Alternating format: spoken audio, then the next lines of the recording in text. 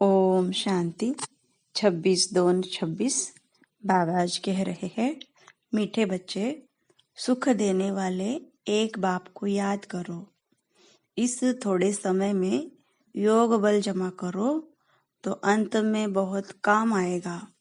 प्रश्न, बेहद के वैरागी बच्चे, तुम्हें कौन सी स्मृति सदा रहनी चाहिए? उत्तर, यह हमारा छीछी चोला है, इसे छोड़ वापिस घर जाना है। यह स्मृति सदा रहे, बाप और वर्षा याद रहे, दूसरा कुछ भी याद न आए। यह है बेहद का वैराग्य।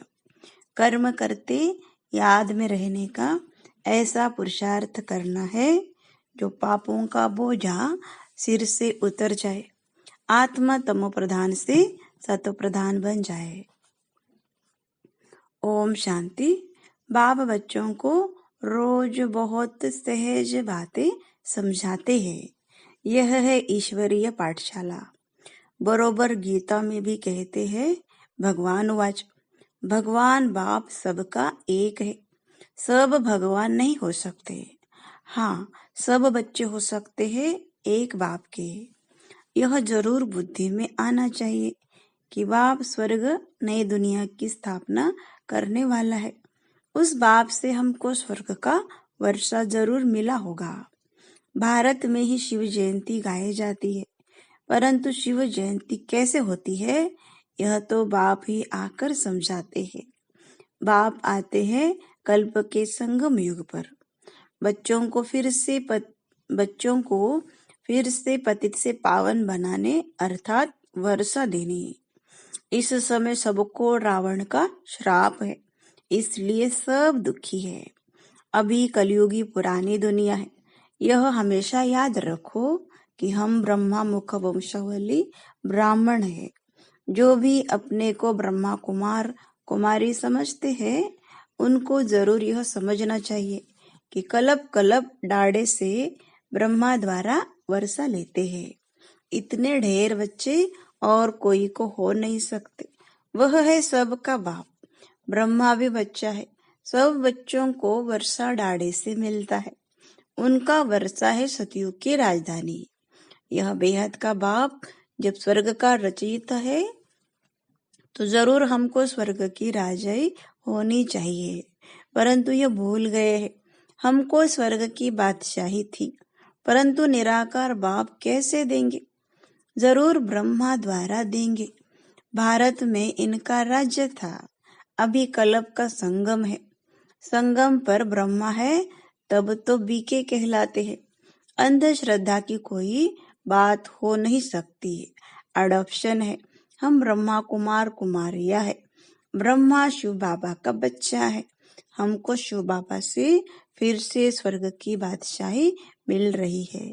पहले भी मिली थी, जिसको 5000 वर्ष हुए।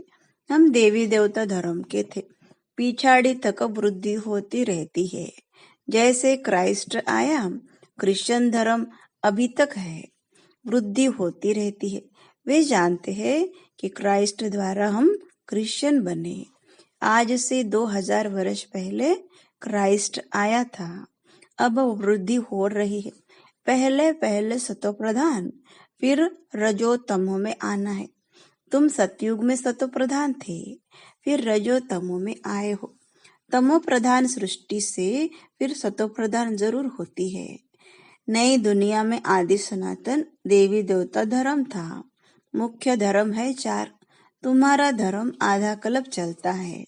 यहाँ भी तुम उस धर्म के हो, लेकिन विकारी होने के कारण तुम अपने को देवी देवता नहीं कहलाते हो। तुम थे आदि सनातन देवी देवता धर्म के, परंतु वाम मार्ग में जाने के कारण तुम पतित बने हो, इसलिए अपने को हिंदू कह देते हैं। अब तुम ब्राह्मण बने हो। ऊंचे ते ऊंचा है शिव बाबा, फिर हो तुम ब्राह्मण। तुम ब्राह्मणों का ऊंचे ते ऊंचा वर्ण है। ब्रह्मा के बच्चे बने हो, परंतु वर्षा ब्रह्मा से नहीं मिलता है। शिव बाबा ब्रह्मा द्वारा स्वर्ग की स्थापना कर रहे हैं। तुम्हारी आत्मा अब बाप को जान गई है।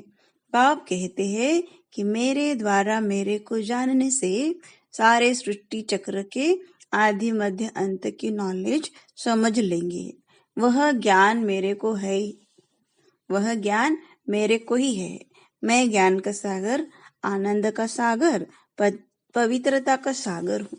21 जन्म तुम पवित्र बनते हो, फिर विषय सागर में पड़ जाते हो। अभी ज्ञान का सागर बाप तुमको पतित से पावन बनाते हैं। कोई गंगा का पानी पावन नहीं बना सकता। स्नान करने जाते हैं, परंतु वह कोई पानी पतित पावनी नहीं है। यह नदियां तो सतयुग में भी है तो कलयुग में भी है, पानी का फर्क नहीं रहता। कहते भी है सर्व का सदगति दाता एक राम। वही ज्ञान का सागर पतित पावन है। बाबा आकर ज्ञान समझाते हैं, जिससे तुम स्वर्ग के मालिक बनते हो। सतयुग त्रेता में भक्ति शास्त्र आदि कुछ होते नहीं है।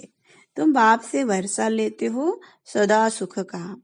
ऐसे नहीं, वहां तुमको गंगा स्नान करना है और कोई यात्रा करनी है। तुम्हारी यह है रूहानी यात्रा, जो कोई मनुष्य सिखला नहीं सकते।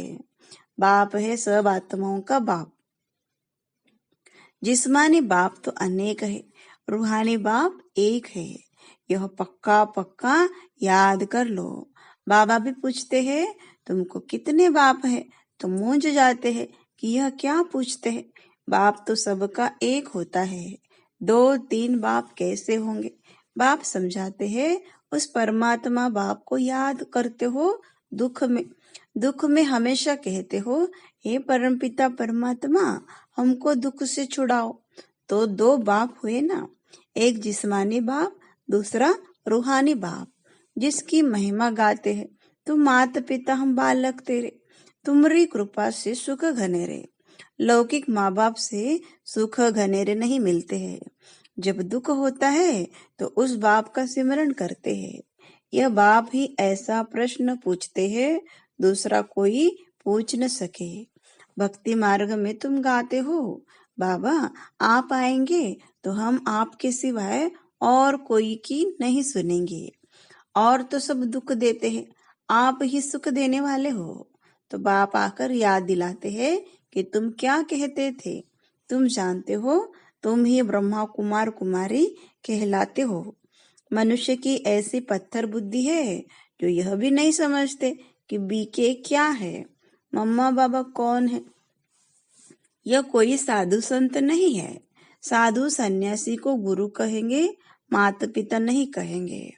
यह बाप तो आकर दैवी धर्म का राज्य स्थापन करते हैं, जहाँ यह लक्ष्मी नारायण राजा रानी राज्य करते थे। पहले पवित्र थे फिर अपवित्र बनते हैं। जो पूज्य थे वही फिर 84 जन्म लेते हैं। पहले बेहद के बाप का 21 जन्म सुख का वर्षा मिलता है। कुमारी वह जो 21 कुल का उद्धार करे, यह तुम्हारा गायन है। तुम कुमारिया हो, गृहस्थी नहीं हो। भले बड़े हैं लेकिन मर्जीवा बन, सब बाप के बच्चे बच्चिया बने हो। प्रजापिता ब्रह्मा के ढेर बच्चे हैं और वृद्धि को पाते रहेंगे, फिर यह सब देवता बनेंगे। यह शिव बाबा का यज्ञ है। इसको कहा जाता है राजस्व यज्ञ, स्वराज्य पाने का यज्ञ।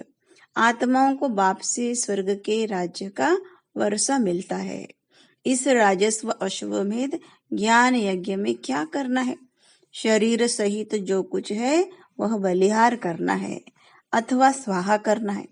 इस यज्ञ से तो तुम फिर राज्य पाएंगे। बाप याद दिलाते हैं कि भक्ति मार्ग में तुम गाते थे कि हे बाबा आप जब आएंगे तो हम बलिहार जाएंगे, वारी जाएंगे। अब तुम अपने को सब ब्रह्मा कुमार कुमारिया तो समझते हो। भले रहो अपने गृहस्थ व्यवहार में, परंतु पावन रहना होगा कमल पुष्प समान। अपने को आत्मा समझो। हम बाबा के बच्चे हैं, तुम आत्माएं हो आशिक।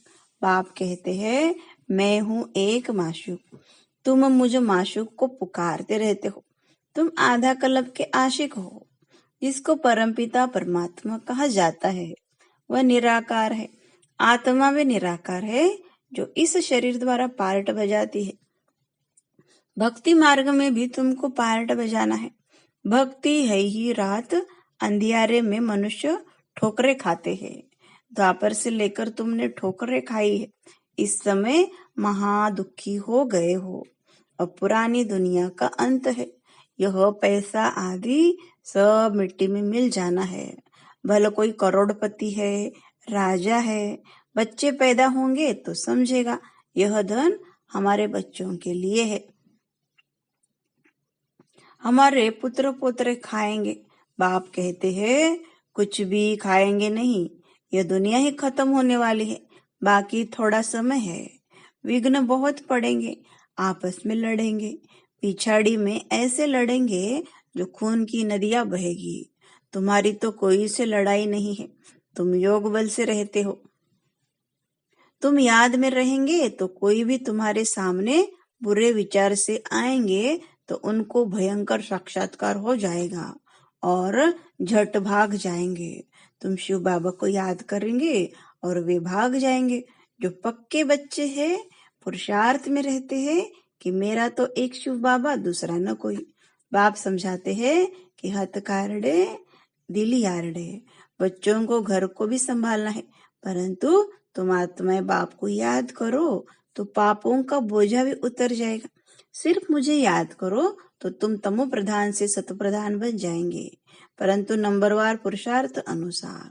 फिर तुम सब यह शरीर छोड़ेंगे। बाबा सभी आत्माओं को मच्छरों सदृश ले जाएंगे। बाकी सारी दुनिया को सजाएं खानी है, भारत में बाकी थोड़े जाकर रहेंगे। उसके लिए यह महाभारत लड़ाई है। यहाँ तो बहुत वृद्धि होगी।